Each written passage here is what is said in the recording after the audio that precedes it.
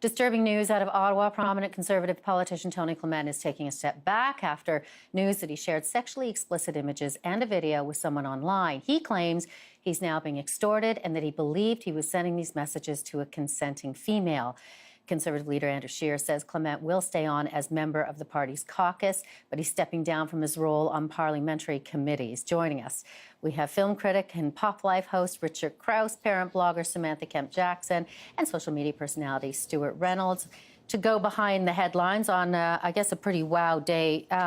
So this is, he says he was targeted, Richard, but there's a lot of concerns that this is maybe even a national security issue. Yeah, I mean, it could be. There's a lapse of judgment here, no matter sort of how you look at it. And, you know, earlier today on the radio station that I work at, News Talk 1010 in Toronto, they were talking about this, and it sort of boiled down to a generational thing. Anyone who called in or texted in who was under 30 was saying, well, yeah, I mean, this is something that happens. You send photographs around, kind of explicit photographs. It's not uncommon. And I would say, yeah, maybe so. Maybe that is the case. I've never done it nor received one, but I'm an old man, and that's maybe why.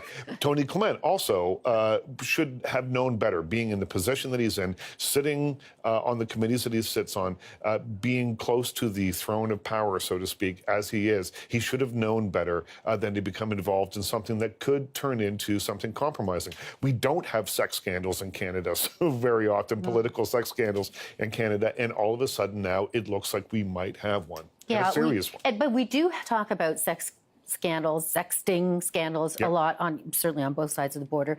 Politician whose name we won't even get into in the United States. But Sam, I mean, when you talk about it being a politician, they're meant to be held to a higher standard. They absolutely should be held to a higher standard, Bev. And, you know, I'm really surprised that he's done this, because at the end of the day, he should have erred on the side of caution. He is in a senior position. He's in a position where he is privy to classified information and information that should not be, you know, out there. And he is ripe for being extorted. And I'm sorry to hear that he's being extorted, but he should have known better. And I know that it is a generational thing. I know that the younger people now, they send all kinds of pictures to each other. But somebody of his age and his stature should have known better and should have erred on the side of caution. Yeah, it's certainly, Stewart, an ugly story, but, you know, it also gives rise to the vulnerabilities when somebody is in public office and going online and doing all this stuff, no matter how common it may or may not be.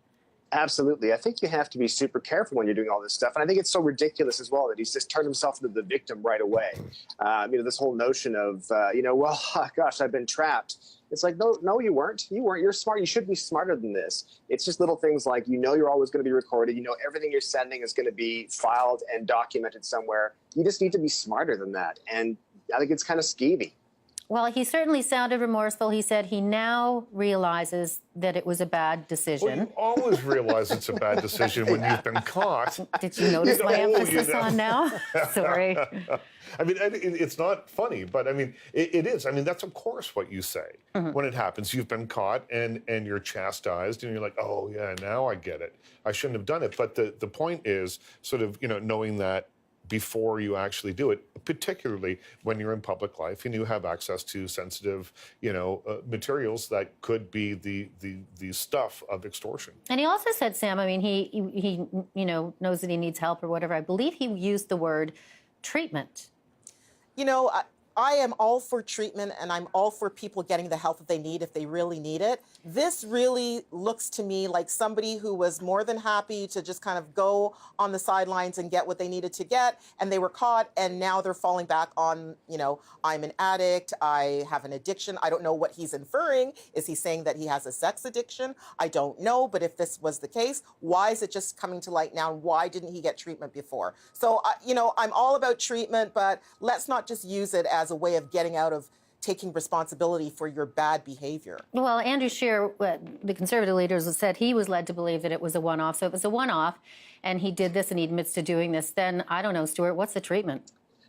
Yeah, what's the treatment? Is right back to Richard's point, saying, you know, with the younger generation saying, no, this is what happens. You send pictures. I'm a pretty young, hip guy. I've never sent a picture of myself naked to anyone, and the world thanks me for it. Yeah. I mean, I think it's just nonsense. Just the idea that you can just have this lapse of judgment. It's suddenly okay. It's not okay, and he should know better. I think the treatment is don't do it. Yeah. The treatment is put a Band-Aid over the camera on your phone. Yes. Yeah, right. That's what the Right. treatment is. Except, okay, so is there, and Sam, parent blogger, is there a teaching moment in this? And I know it sounds bizarre because it's just only come to light. But the reason I ask is because, and back to what Richard said at the beginning, that this is done all the time. And, the belief maybe is that done all the time for people under 30, but, Clement is not under 30. So maybe it's something we need to talk to our, kids about. I absolutely agree. It is a teachable moment. He might be an older guy and somebody who's considered not within the realm of what our kids would think are their peers, but the message is still the same. The lesson is the same. The lesson is you don't take pictures of yourself naked or partially naked or compromised or in a sexual position or otherwise, and you don't send them to people on top of it. You don't take these pictures, you don't send them. And I absolutely think this is an opportunity for parents to talk to their kids and say, see, this is what happens. Okay, a bizarre story. Delta airline is apologizing to a degree because a passenger on the Delta plane was furious when he was kind of asked to sit in a seat that was covered in feces. He was en route on the plane. He asked them to clean it up. They gave him a small bottle of gin and some paper towels. I know. Well, at least it was a nice bottle of gin. Well, but not to drink. So at least He's supposed to use that to clean? But can you imagine then sitting, in this and you smell of gin and excrement? Honestly. I mean, it's just doubly worse. I mean, if... And look at his shoes. I know. If you did not already know that flying in the modern day, unless you're in the pointy end of the plane, the very front of the plane, is one of the 7th levels of hell experiences that you can have, then, this will be another one. If you're not getting pulled off a plane, kicking or screaming, if you're not sitting next to someone who's spilling over into your seat, if you're not eating terrible food, or worse, not getting any food at all on long flights, or being delayed, or whatever it is now, it can go on. And check my Twitter account every time I fly, because I like to complain on Twitter.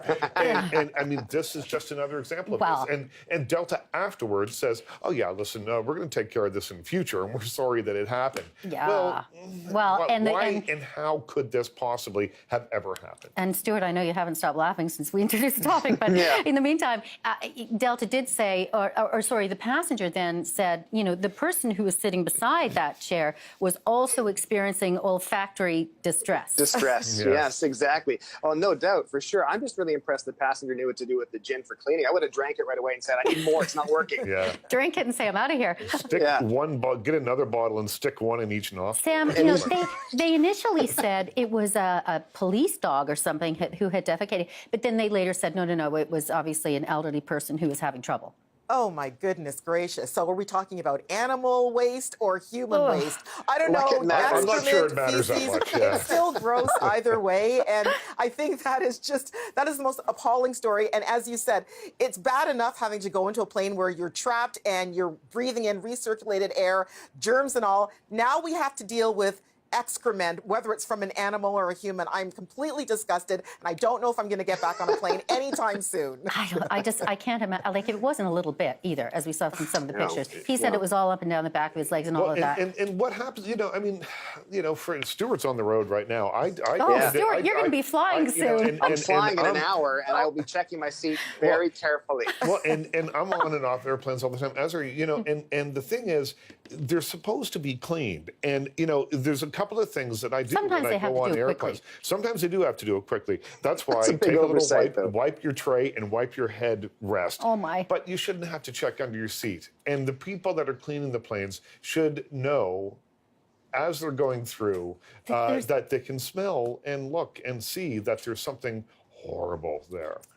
It's this story blows my mind. Yeah. It really is. And he did, by the way, for anybody wondering out there, he did fly. Yeah. The passengers gave him blankets and things to cover it. Yeah, it was 2 hours. But and then he was supposed to get on another flight for a connection, and he decided he got into an Uber, I think, and drove for 4 hours. Anyway, we're going to have to leave it there. Sam, Richard, Stewart, thank you so much. Stewart, happy travels, my man. Thank you so much. I'll be very Safe careful flight. when I'm traveling. Oh, dear. Okay, you can join the conversation and connect with us on social media. You can find it at CTV News on Twitter and Facebook and Snapchat. And you can also connect with me on both Twitter at Bev Thomson and Instagram at Bev Thomson.